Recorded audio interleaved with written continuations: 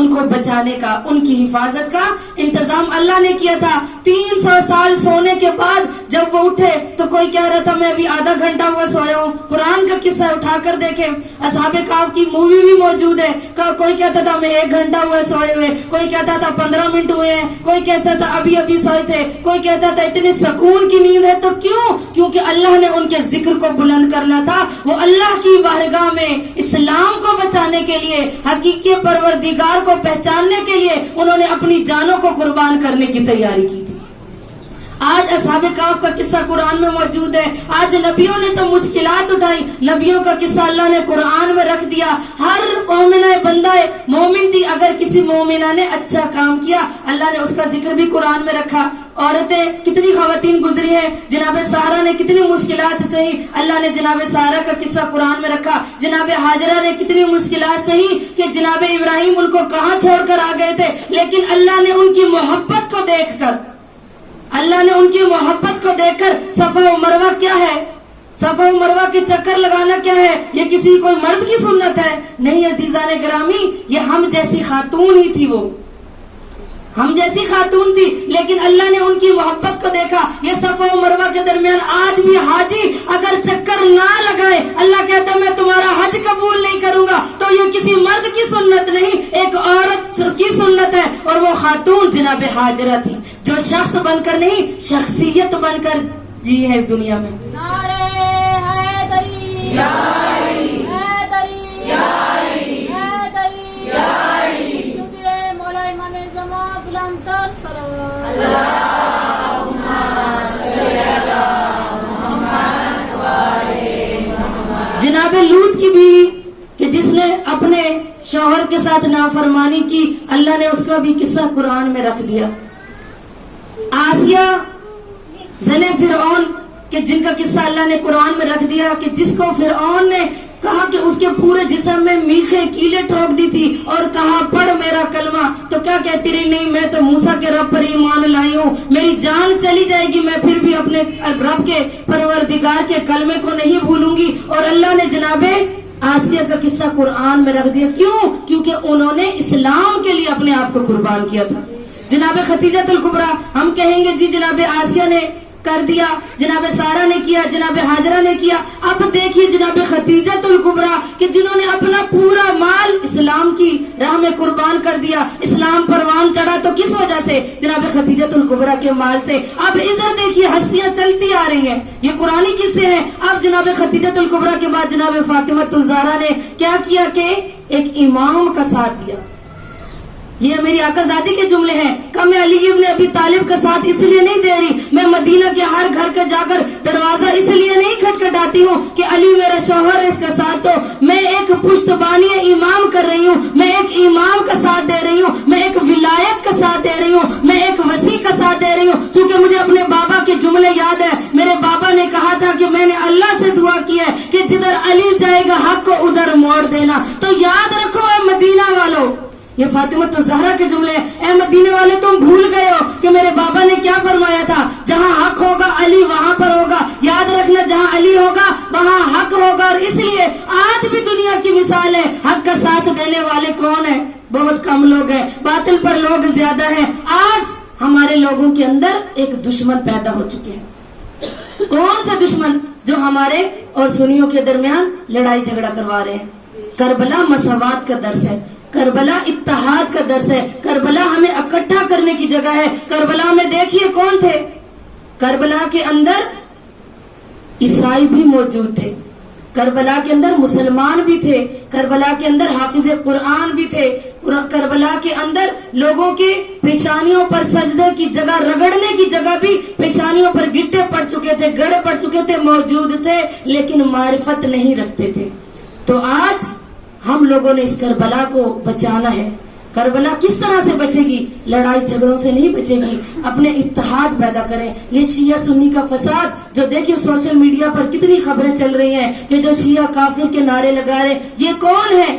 یہ کون سے ناصر ہیں؟ یہ کس کے پٹھو ہیں؟ یہ کون سی حکومتیں بول رہی ہیں؟ کون ان کے ریالوں پہ پل رہا ہے؟ کون ان کے درہموں پہ پل رہا ہے؟ کون ان کے ڈالروں پہ پل رہا ہے؟ وہ ہم میں سے ہی شیعان حیدر کرار ہیں کہ جو معرفت اہل بیت تو نہیں رکھتے. دنیا کی ہوس اتنی ان کو مجبور کر چکی ہے, دنیا کی لالچ نے ان کو اتنا گھیر لیا ہے کہ وہ بھول گئے کہ ہم نے اس دنیا سے بھی جانا ہے.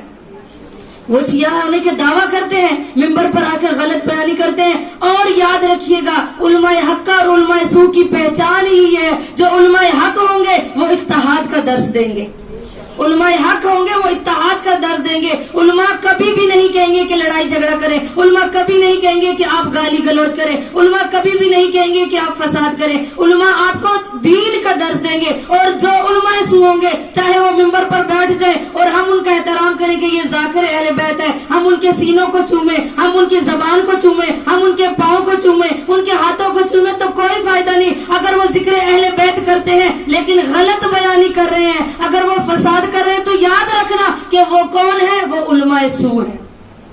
آج ہمیں علماء سے دور کیا جا رہا ہے, علماء سے دور کیا جا رہا ہے. تو کون سی یہ آج ہمارے کتابیں ہمارے ہاتھ میں ہے, یہ دینی کتابیں, یہ دینی درسگاہوں کو بچانے والے کون ہیں؟ ان علماء کی محنت ہے. یہ دینی کتابیں جو ہمارے ہاتھوں میں آئی ہیں, توضیح المسائل کو اٹھا کر دیکھیں, مفاتیح الجنان کو اٹھا کر دیکھیں, تہذیب الاسلام کو اٹھا کر دیکھیں. ان کتابوں کو لکھنے والے کون ہیں؟ علماء حق کا, جنہوں نے محنتیں کی ہیں.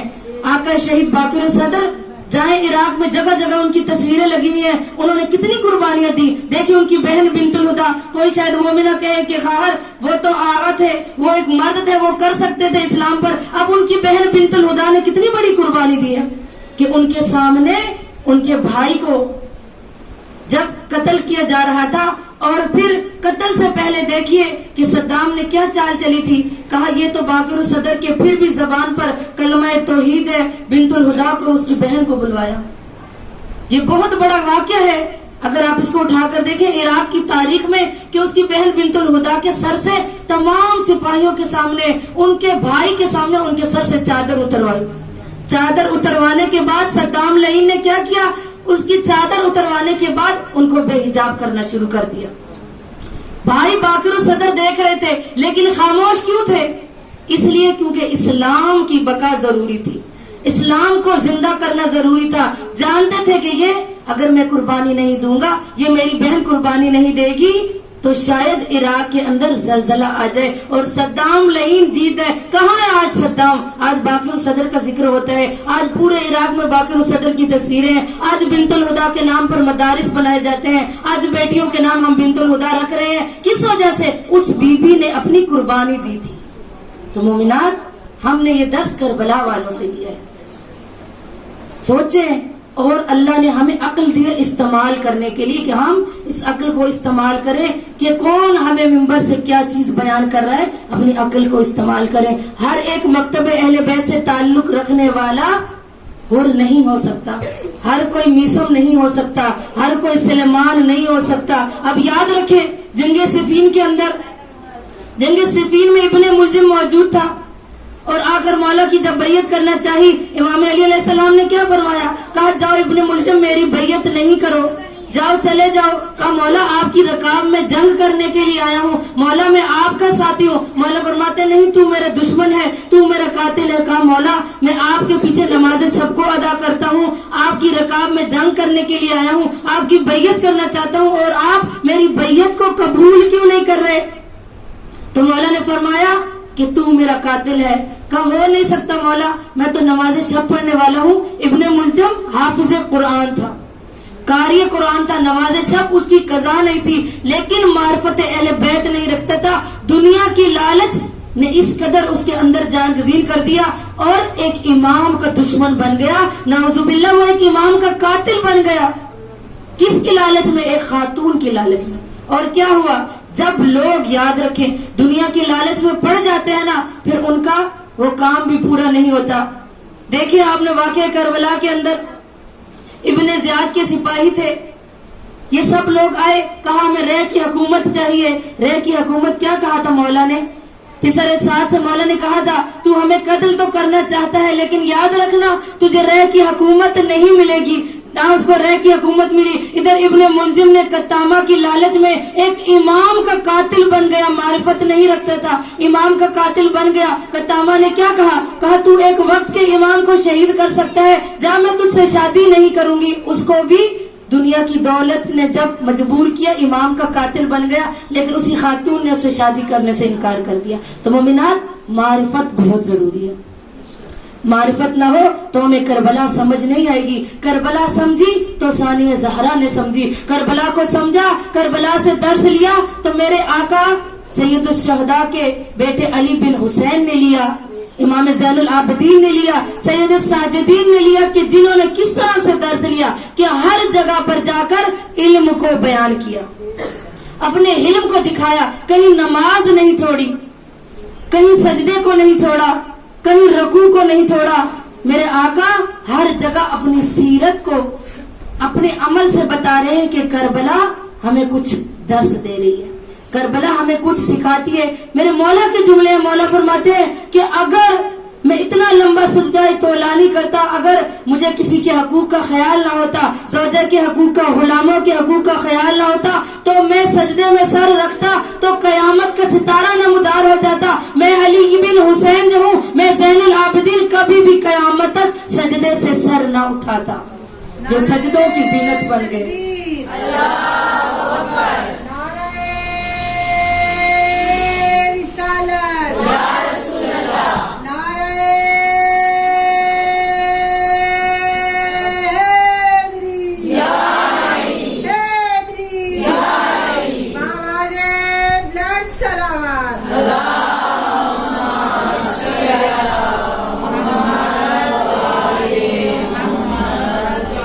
تو مومنات, اب زین العابدین علیہ السلام نے ہمارے لیے کتاب لکھی. آج چونکہ خمسہ مجالس کی آخری مجلس ہے تو ہم نے اپنے گفتگو کو سمیٹنا ہے کہ مولا زین العابدین بھی ہیں, سید الساجدین بھی ہیں, اور صحیفہ کاملہ کو انہوں نے لکھا دعاؤں کے ذریعے سے لوگوں کو قریب کرتے رہے. کل میں نے 2 باتیں بیان کی تھی, اور تیسری پہلی چیز میں نے کی تھی کہ مولا اپنے غلام خریدتے تھے, کنیزوں کو خریدتے تھے, اور ان کو حافظ قرآن بنا کر آزاد کر دیا کرتے تھے. دوسرا مولا کا کیا کام تھا, وعدس واقعہ کربلا ادعیہ کے ذریعے, یعنی دعاؤں کے ذریعے میرے مولا لوگوں کو اپنے قریب کرتے تھے. حکومت کی پابندی تھی, بنو امیہ نے پابندی لگائی تھی, کوئی بھی امام کے پاس نہیں جا سکتا تھا کوئی حدیث یاد کرنے کے لیے, کسی بات کو یاد کرنے کے لیے نہیں جا سکتا تھا. لیکن میرے مولا نے کیا کیا, دعاؤں کے ذریعے سے لوگوں کو قریب کیا. تیسری چیز, مسلسل گریہ کیا میرے مولا نے, مسلسل فرش عزا بچھاتے تھے کہ لوگ بہانے سے آتے تھے, واقعہ کربلا کو سننے کے لیے آتے تھے. بہت بنی امیہ نے پابندی لگائی کہ کوئی امام سجاد کے پاس نہ جائے, ایسا نہ ہو حقائق کھل جائیں, ایسا نہ ہو کہ جو حقیقتیں ہیں وہ کھل جائیں اور بنو امیہ کے دشمن بن جائیں. بہت پابندی لگائی, لیکن میرے مولا نے چونکہ مصلحت سمجھتے, امام ہوتا ہی وہ ہے کہ جو دنیا کی مصلحت کو سمجھے. مصلحت تھی, میرے مولا نے فوراً فرش عزا کو بچھایا. مدینہ واپس آئے, فرش عزا کو بچھایا. جب لوگ اکٹھے ہو جاتے تھے میرے مولا گریہ شروع کرتے تھے. لوگ پوچھتے تھے, جو نہیں جانتے تھے وہ پوچھتے تھے کہ یہ شخص کون ہے جو اتنا گریہ کر رہا ہے. روزے رسول پر لوگ سلام کرنے جاتے, زیارت کے لیے جاتے, تو مولا وہاں جا کر گریہ کرتے تھے. پوچھتے تھے لوگ جو روزے رسول پر حاضری کے لیے آتے, پوچھتے تو کہا کہ یہ علی بن حسین ہے, یہ سید الشہداء کا بیٹا ہے, اس نے واقعہ کربلا کو دیکھا ہے. پھر لوگ جو واقعہ کربلا کا نام آتا تو لوگ خاموش ہو کے بیٹھ جاتے تھے. بنو امیہ کی جتنی بھی کوششیں ہوتی تھی لیکن لوگ بیٹھ جاتے تھے, پوچھتے تھے بھئی یہ کیوں رو رہا ہے. ان کی رونے کی وجہ سے پھر امام سے کہتے تھے واقعہ کربلا کو بیان کرے. یہ مسلط امام تھی. اس طرح میرے مولا نے تبلیغ دین کی, اس طرح سے اسلام کو پھیلایا کہ لوگ جب پھر اکٹھے ہو جاتے تھے پھر میرے مولا واقعہ کربلا کو بیان کرنا شروع کر دیتے تھے. اور جب واقعہ کربلا کو بیان کرتے تھے پھر فرش کے اوپر, اگر اس فرش کے اوپر پانی سامنے آتا تب بھی میرے مولا گریہ کرتے تھے, اور کسی چھوٹے بچے کو دیکھتے تھے تب بھی میرے مولا گریہ کرتے تھے. کسی 4 سال کی بچی پر نگاہ پڑ جاتی تھی تب بھی میرے مولا گریہ کرتے تھے. اگر مدینہ میں کسی خاتون کے ساتھ کسی 18 سالہ جوان کو دیکھتے थे तब भी मेरे मौला गिरिया करते थे, यानी मुसलसल गिरिये के जरिए मेरे मौला लोगों को अपने करीब कर रहे थे। और मौला के अंदर अल्लाह ने इल्म इतना अता किया था कि दरबार यजीद में जो मौला का खुतबा मिलता है, उस खुतबे में मेरे मौला क्या कहते हैं, मेरे मौला ने को जब यजीद ने कहा ना कि देखा तुम्हारे बाप को अल्लाह ने मार दिया है, तो मेरे मौला ने खुतबा शुरू किया। खुदा की हम्द सना बयान करने के बाद अली का अली पोता कहता है, अब खयात शुरू करने के बाद कहा कि ए यजीद याद रखना, अल्लाह ने 6 चीजें हमें अता की हैं, वो 6 चीजें तुझे अता नहीं की। यजीद खामोश हो गया, कहा कौन सी चीजें तुम्हें अल्लाह ने अता की है? हैरान था, कहा कि गर्दन के अंदर इतना भारी तोक है, हाथों में हथकड़ियां हैं, पाँव में इसकी बेड़ियां हैं, फिर भी ये बोलने से बाज नहीं आता, ये हकाइक को खोलना शुरू करता है। कहा याद रख यजीद, अल्लाह ने 6 चीजें हमें अता की हैं। कौन सी चीजें? कहा उतीना बिल इल्म वल हिल्म वश्शुजाअत वस्सबाहत वल मोमिनून फी मुहब्बतिल कुलूब। कहा अल्लाह ने हमें जो चीजें अता की, सबसे पहली चीज जो हमें अता की औतीनल इल्म, अल्लाह ने हमें इल्म अता किया। ए इल्म अगर आया तो मकतब अहले बैत के दरवाजे पर इल्म आया, तो देख हमारे जद के पास इल्म है, क्या तेरे जद के पास इल्म है?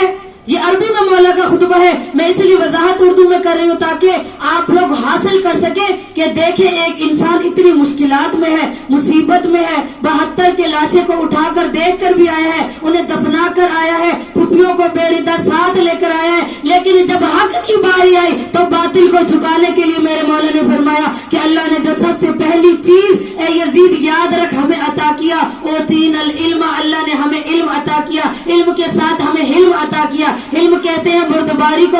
अल्लाह ने हमें सब्र अता किया। फिर कहा क्या चीज अता की? कहा तुम्हारे पास सब्र नहीं है, तुम्हारे पास दौलत आई, तुम्हारे पास जाओ हशम आया, तेरे पास हुकूमत आई, तू भूल गया, सब्र का दामन तूने छोड़ दिया, तू खुदाई दावा कर लेने लगा।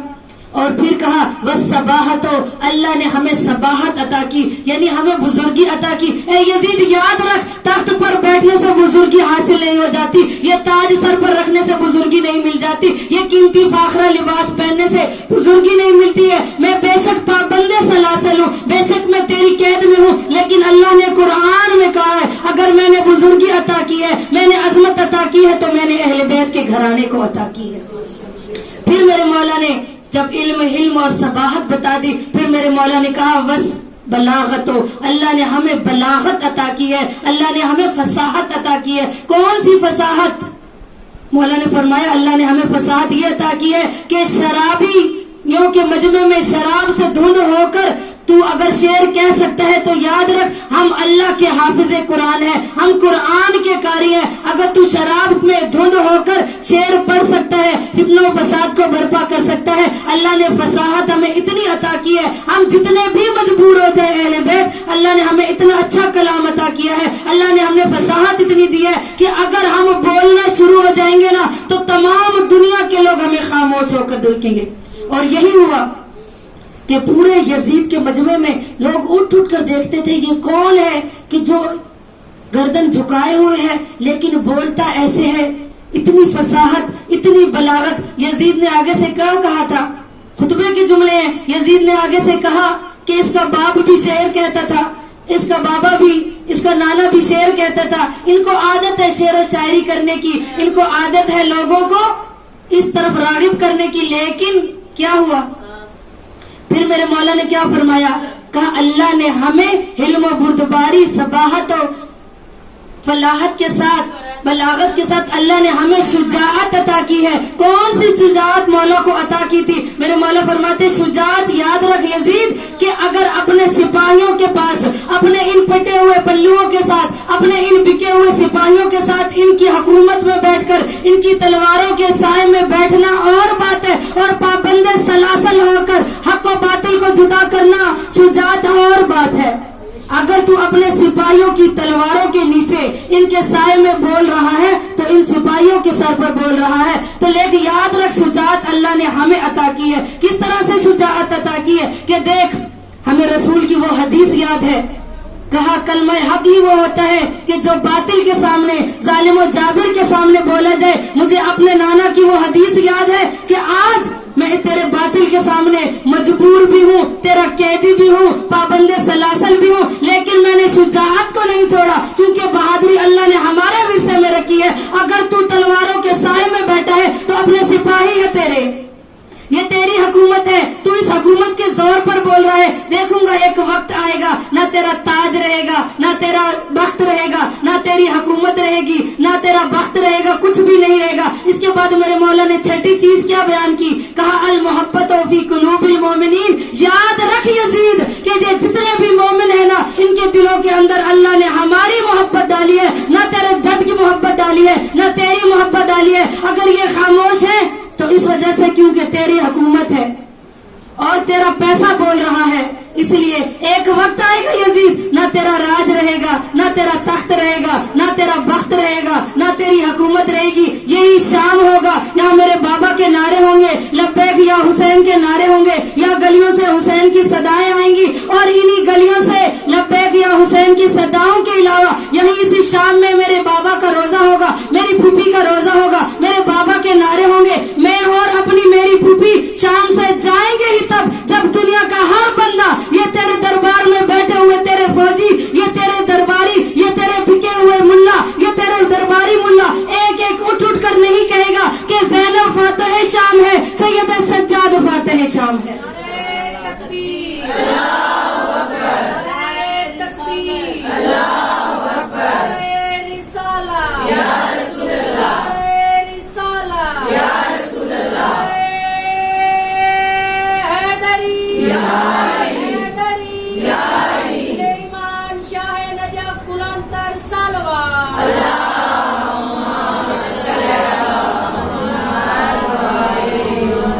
کیا فرمایا میرے مولا نے؟ المحبت فی قلوب المومنین۔ اللہ نے ہم اہل بیت کی محبت مومنوں کے دلوں میں رکھ دی ہے، مومنین کے دلوں میں رکھ دی ہے۔ یزید تیری تخت حکومت تیرا وقت ختم ہونے والا ہے۔ میں اور میری پھوپھی زینب دربار سے اس شام سے تب جائیں گے جب یہاں پہ میرے بابا کا سکہ ہوگا، اور آج یزید کا کہیں نام و نشان نہیں، جس کی قبر کا نشان ہی ختم ہو گیا، کیونکہ مولا کے جملے تھے، اور دیکھیے مولا کے جملے کس طرح کام آئے۔ آج فاتح شام ایک میرے مولا کا لقب ہے کہ مولا نے جب یہ باتیں بیان کرنا شروع کی نا، یزید نے فوراً مؤذن کو اشارہ کر کے کہا کہ اذان کو شروع کر۔ اس نے اذان کو شروع کیا، جب کہا نا لا الہ الا اللہ، تو میرے مولا نے کہا مؤذن رک جا، اب بتا یزید کہ یہ کون سا اللہ ہے کہ جس اللہ کی تو توحید کی گواہی دیتا ہے کہ یا ہم اللہ کی توحید کی گواہی دیتے ہیں۔ جب مؤذن نے کہا محمد الرسول اللہ، میرے مولا نے فرمایا مؤذن رک جا، بتا یزید کہ یہ جو محمد الرسول اللہ کہہ رہا ہے یہ میرا جد ہے یا تیرا جد ہے۔ پھر کہا نا کہ جب چونکہ علی ولی اللہ پر تو پابندی تھی، علی ولی اللہ پر تو پابندی تھی، اب جب اذان ختم ہو گئی دربار کا رنگ تبدیل ہو گیا، ہر کوئی اٹھ کر کہتا تھا کہ یہ شخص جو پابند سلاسل ہے، جکڑا ہوا ہے، لیکن یہ بولتا ہے تو نور بول رہا ہے، یہ بول رہا ہے تو قرآن بولتا ہے۔ اب پتہ چلا جب میرے مولا نے اپنے شجرے کو بیان کیا، اپنے حسب کو بیان کیا، چونکہ پورے شام کے لوگوں کو معلوم نہیں تھا کہ اہل بیت کو قیدی بنا کر لایا جا رہا ہے، اور اب ادھر ہوئی، فوراً یزید نے کہا کہ اقامت کو شروع کرو۔ اقامت شروع ہوئی، خطبہ دربار میں ختم ہو گیا، اور میرے مولا فاتح شام بن کر مدینہ واپس پلٹے۔ دامن وقت میں گنجائش نہیں کہ پورے خطبے کو بیان کروں، کہ کہا کہ جب میرے مولا فاتح شام بن کر مدینہ کے باہر آئے نا، تو میرے مولا نے بشیر سے کہا کہ تیرے بابا اعلان کیا کرتا تھا، شعر پڑھا کرتا تھا، جا بشیر مدینے میں منادی کر دے کہ مدینے کے اجڑے ہوئے سادات واپس پلٹ آئے۔ بشیر نے مدینے میں جا کر دروازے پر جا کر اعلان کیا کہ اے مدینے والوں، اب مدینہ رہنے کے قابل نہیں رہا، دیکھو مدینے کے اجڑے ہوئے سادات لٹا ہوا قافلہ لے کر آ گئے۔ جب بشیر نے یہ اعلان کیا نا، محمد حنفیہ نے اعلان کو سنا، اپنے اماری پر اپنے گھوڑے پر بیٹھ کر محمد حنفیہ آئے۔ جب آئے تو پوچھا کون سا لٹا ہوا قافلہ آیا ہے؟ کہا زین العابدین آ گئے۔ اب جب بیمار بھتیجے کو دیکھا تو کہا ہے تیری تو عمر 24 سال ہے، لیکن تیری ریش مبارک سفید ہو چکی ہے، تیری کمر کو جھکی ہوئی ہے، جھک چکی ہے۔ آئینہ آئینہ اخی عباس، آئینہ آئینہ اخی الحسین، اور بتا میرے بیمار بھتیجے، اور تیری ریش سفید کیوں ہو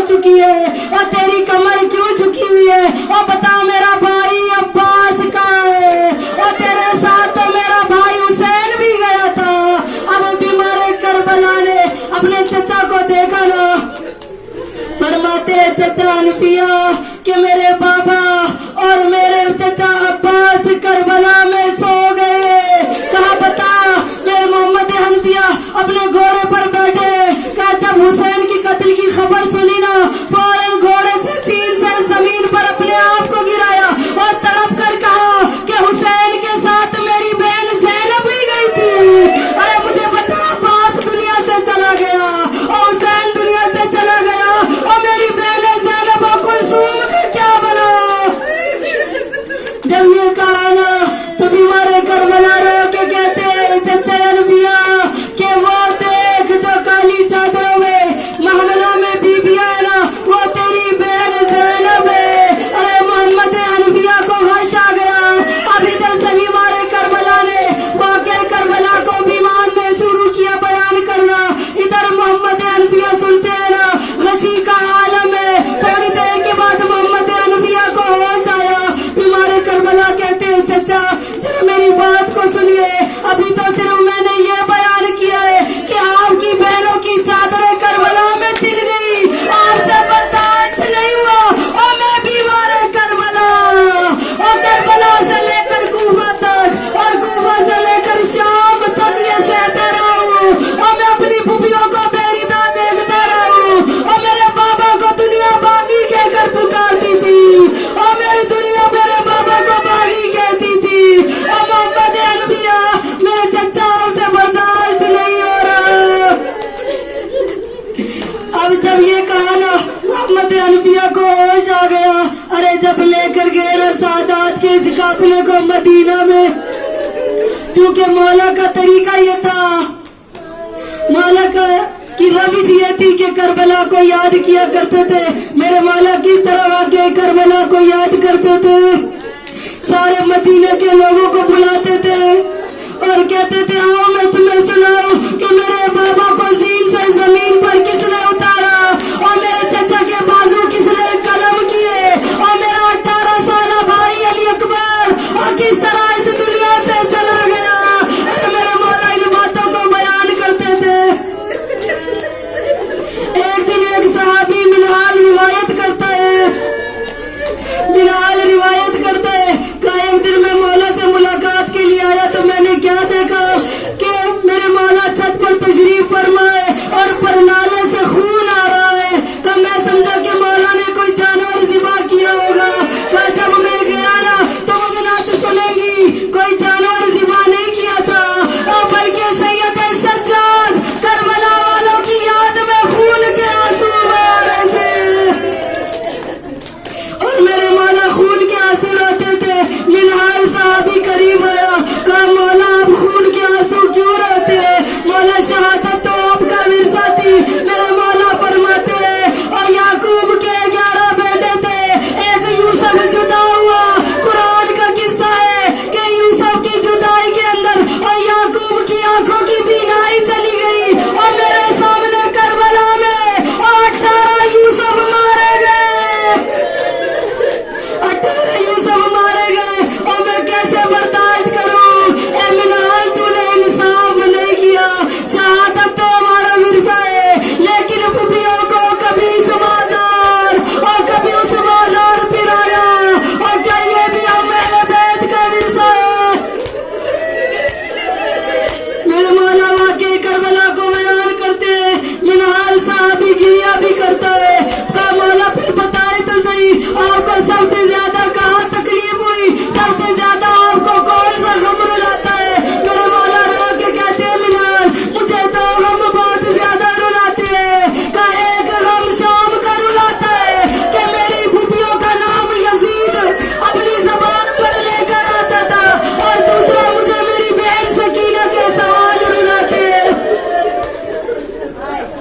कौन से सवाल मोमिनात जो सकीना अपने भैया से करती थी और जिसकी वजह से मेरे मौला खून रोते थे।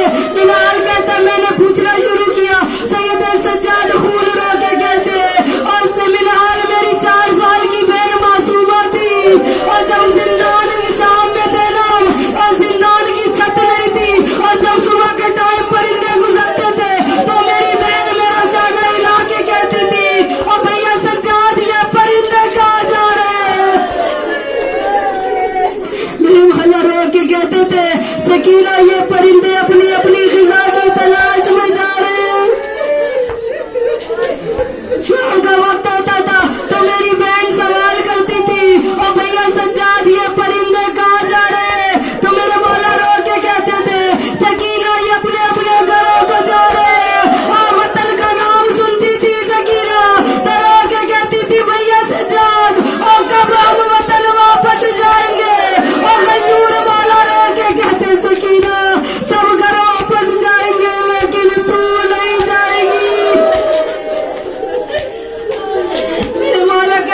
सकीना सब वतन जाएंगे लेकिन तू नहीं जाएगी। का मुझे सकीना के सवालों ने बहुत रुलाया। कमारा सकीना और क्या कहती थी आपसे? का सकीना मेरे पास जब भी आती थी ना, कहीं पूरे करबला से लेकर शाम तक ये लाइन कभी हमें पानी देते थे ना, तो सकीना अपने हिस्से का पानी नहीं पीती थी। सकीना अपना प्यासी भी थी लेकिन भूखी भी थी, लेकिन वो क्या करती थी? अपने हिस्से के पानी को लेकर और मेरे तपते हुए जंजीरों पर डालती थी और कहती थी भैया सज्जाद और तेरे जंजीर गर्म हो गए होंगे। सैयद सज्जाद कहते हैं बिलाल, एक दिन मैं अपने पाँव फैला के बैठा था। मेरी सकीना मेरे पास आके कहती है भैया सज्जाद आप पाँव को फैला के आज क्यों बैठे? आज कौन सा ऐसा नया जख्म लगा है? तो मेरे मौला रो के कहते थे सकीना के पारे मुझे कूफा से शाम तक पैदल चलाया गई और मेरी लालेन फट गई है और शाम के नोकेले पत्थर मेरे पाँव को जख्मी कर चुके हैं। मेरी नालेन फट चुकी है, शाम के नोकेले पत्थर है और मेरे पाँव जख्मी हो गए। इसलिए मैं सैयद सज्जाद जो हूं ना, मैं पाँव फैला कर बैठा हूँ। बिलाल कहते हैं मौला आपने किस तरह से बर्दाश्त किए? और दूसरी रविश क्या थी मेरे मौला की? बात के करबला मदीना का एक किस्सा रिवायत करता है कि जब भी मौला बाजार शाम मदीना में आते थे ना, हम अपने कसाई ज़बीहों पे पर्दा डाल लेते थे। एक दिन कसाई कहता है मौला, जब मौला बाजार मदीना में दाखिल हुए ना, तो कहा मैं भूल गया और मुझे याद नहीं रहा, मैं ज़बीहा पर कपड़ा डालना भूल गया था। कहा मौला मेरे करीब आए, आकर कहते हैं कसाई बता तूने जानवर को ज़िबा करने से पहले और पानी पिलाया था? मेरे मौला रो के कहते जब ये सवाल करते थे ना, तो कसाई कहता है मौला मैं मुसलमान हूँ, ज़बीहा की शराइत जानता हूँ, मौला मैंने इसको पानी पिलाया था। और सैयद सज्जाद का रुख करबला की तरफ फिर जाता और कहते बाबा और करबला में कैसे मुसलमान थे और आपको 3 दिन का भूखा प्यासा और करबला में तपते ज़हरा पर शहीद कर दिया। मेरे मौला दूसरा सवाल करते थे, एक कसाई बता तूने इस जानवर को ज़िबा करने से पहले छुरी को तेज किया था?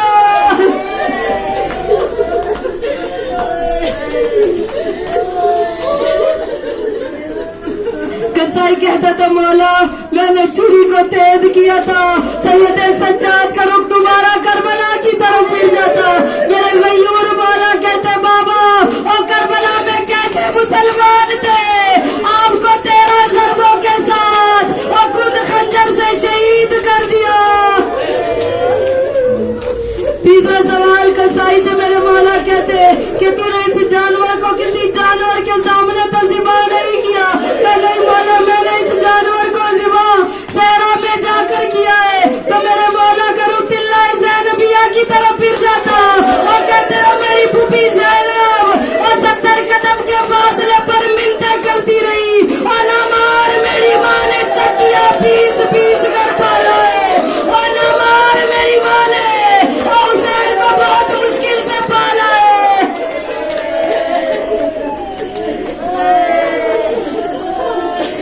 मदीना के लोग कहते हैं सैयद सज्जाद के सामने अगर कभी वुजू का पानी भी आता था ना, तब भी मेरे मौला गिरिया करते थे, कहते थे मैं किस तरह इस पानी से वुजू करूं और मेरा बाबा प्यासा चला गया है और मेरे बाबा इस करबला से प्यासे चले गए और इस जख्म ने मेरे जिगर को कबाब कर दिया।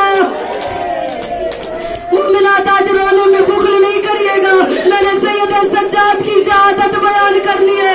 आज इमाम को 12वें इमाम को पुरसा देना है, 12वें इमाम का घर है और 12वें इमाम को हमने पुरसा देना है और सैयद सज्जाद का और जिसके लिए ज़ियारत नाहिया में और मेरे वक्त के इमाम फरमाते हैं और मेरा सलाम हो उस कैदी पर जिसका गोश्त जंजीरें खा गई। ओ मेरा सलाम हो उस कैदी पर कि जिसको पाबंदे सलासल कर दिया गया। आज रोने में भी दिल नहीं करिएगा। मेरे मौला फरमाते थे कि मुझे करबला ने खून रोने पर मजबूर कर दिया। मेरे मौला क्या फरमाते थे, सैयद सज्जाद जब तक जिंदा रहे खून के आंसू रोए। 61 में वाक़या करबला हुआ है और 95 में मौला की शहादत हुई है। 95 में मेरे मौला की शहादत मिलती है कि मेरे मौला 35 साल बाद अज़ वाक़या करबला जिंदा रहे, लेकिन खून ही रोते रहे। का 3 गस्साला ऐसे है कि जिन्होंने जब मैयत को हुस्न दिया तो वो रोए। और सबसे पहला गस्साला कौन था? अली इब्न अबी तालिब थे कि जिन्होंने फातिमा ज़हरा को जब हुस्न दिया ना तो रोने लगे तड़प कर। सलमान पूछ दिया, मौला आप तो बहुत है गैबर है, आप क्यों रो रहे? तो मेरे मौला ने कहा, मैंने जब फातिमा को हुस्न देना शुरू किया ना और उसकी पसलियों से उसका हाथ हटाना चाहा तो फातिमा की लाशें से सदा आई, और अली इब्न अबी तालिब और मेरे पसलियों से हाथ न हटाना और मेरी पसलियां जख्मी है। ये पहला गस्साला था जो रोया। दूसरा गस्साला कौन सा है कि जो जब हुस्न देने लगा तो रोने लगा? वो दूसरा गस्साला मेरे खुद बीमार करबला, मेरे बीमार इमाम है कि जब शाम के खराबे जिंदान में और सकीना को मौत हुई ना और सकीना इस दुनिया से रुखसत हुई, मेरे मौला ने हुस्न देना चाहा और गस्साला को बुलाया। एक रिवायत के मुताबिक शाम की खातून ने जब सकीना को हुस्न देना चाहा ना तो तड़प कर बाहर निकली, आकर सैयद सज्जाद से सवाल किया कि बता तेरा इस बच्ची से क्या रिश्ता है? मेरे मौला फरमाते हैं, ये बच्ची मेरी बहन है। क्या मैं इसका कुर्ता जुदा करती हूँ? इसका कुर्ता बदन से जुदा नहीं होता। मैं इसका कुर्ता जुदा करती हूँ, इसका कुर्ता जुदा नहीं होता। बता इस बच्ची को कौन सी बीमारी थी? सैयद सज्जाद रो के तड़प के कहते थे, मेरी बहन को कोई बीमारी नहीं थी। ये अपने बाबा को याद करके रोती थी तो यजीद के सिपाही इस पर ताजियाने बरसाते थे। तीसरा गस्साला पांचवें इमाम मोहम्मद बाकिर है कि जब अपने बाबा सैयद सज्जाद को हश्शाम के जहर से मेरे आका इस दुनिया से जब जाने लगे ना तो मेरे मौला ने इमाम मोहम्मद बाकिर को करीब बुलाया। कहा, मैं जब तक जिंदा रहूंगा मैंने वादा किया मैं अपने बाबा पर गिरिया करूंगा। मोहम्मद बाकिर से कहते हैं कि अब मैं रोना चाहता हूँ लेकिन हश्शाम का जहर मेरे जिस्म में फैल गया है। ए बाकिर, तू भी मेरे साथ वाक़या करबला में था, जरा मुझे बता वाक़या करबला में क्या हुआ था? मैं बोल नहीं सकता और जहर का असर हो चुका है, मैं रोना चाहता हूँ अपने बाबा पर। मोहम्मद बाकिर अपने बाबा के पास आए और सैयद सज्जाद को कहा, बाबा मैंने करबला में देखा अली असगर मारे गए, मैंने करबला में देखा अकबर मारे गए और मैंने करबला में देखा कासिम का लाशा पामाल हो गया। और बाबा मैंने करबला में देखा और मेरा दादा हुसैन प्यासा चला गया। अरे हुसैन का नाम आला था कि सैयद सज्जाद की रूह परवाज कर गई। और इन्ना लिल्लाहि व इन्ना इलैहि राजिऊन। मोहम्मद बाकिर ने बाबा का कलमा इस्तिग़फ़ार पढ़ा। अरे सैयद सज्जाद का मोमिनाता हुस्न का वक्त आया। तीसरा गस्साला मोहम्मद बाकिर है और जब अपने बाबा के सैयद सज्जाद को और हुस्न देना शुरू किया, एक चीख बुलंद की और रो के कहा, बाबा मैं आपके कुर्ते को जुदा किया ना तो मैंने क्या देखा है? आपकी कमर जख्मी है, आपकी हाथ की कलाइयां जख्मी है, आपकी गर्दन का गोश्त गिर चुका है, आपके गर्दन की हड्डियां नजर आ रही है। और बाबा करबला में इतना जुल्म हुआ था। अब बीमार करबला का ताबूत तैयार हो गया।